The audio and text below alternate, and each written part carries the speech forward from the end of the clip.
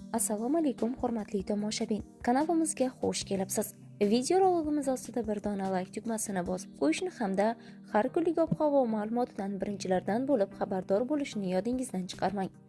Bugun 18-sentyabr qanday ob-havo bo'lishini biz sizga birinchilardan bo'lib taqdim etamiz. O'zgidromet 18-sentyabrga oid ob-havo ma'lumotini taqdim etdi. Unga ko'ra Toshkent shahrida havo biroz bulutli bo'ladi. Kunning birinchi yarmida biroz yomg'ir yog'ishi mumkin. Shamol shimoli-sharqdan 3-8 metr/sekund tezlikda esadi. 10-12 metr/sekundgacha kuchayishi mumkin. Harorat kechasi 12-14 daraja, kunduzi esa 23-25 daraja iliq atrofida bo'ladi. Buxoro va Navoiy viloyatida havo biroz bulutli bo'ladi. Kechasi va ertalab ba'zi joylarda qisqa muddatli yomg'ir yog'ishi mumkin. Shamol shimoli-sharqdan 7-12 metr/sekund tezlikda esadi. Harorat kechasi 10-15 daraja, kunduzi esa 23-25 daraja atrofida bo'ladi. Qoraqalpog'iston Respublikasi Xorazm viloyatida havo biroz bulutli, ba'zi joylarda o'zgarib turadi. Yog'ingarchilik kutilmaydi.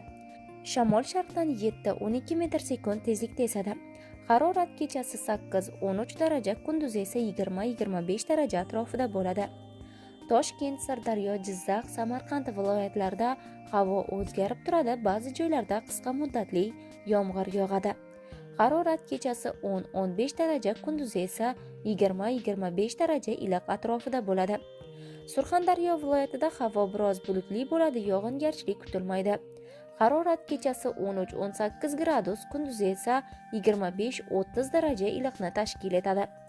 Qashqadaryo viloyatida ham ba'zi joylarda qisqa muddatli yomg'ir yog'ishi ehtimoli bor. Harorat kechasi 13-18 daraja, kunduzi esa 25-30 daraja iliq atrofida bo'ladi. Andijon, Namangan, Farg'ona viloyatlarida havo biroz bulutli bo'ladi, ba'zi joylarda qisqa muddatli yomg'ir yog'adi. Harorat kechasi 10-15 daraja, kunduzi esa 20-25 daraja iliq atrofida bo'ladi. Chang to'zonlar bilan kuzatilishi mumkin. Respublikaning tog'li hududlarida havo biroz bulutli bo'ladi, vaqti bilan yomg'ir yog'adi. Baland tog'li hududlarda qorga aylanish ehtimoli yuqori.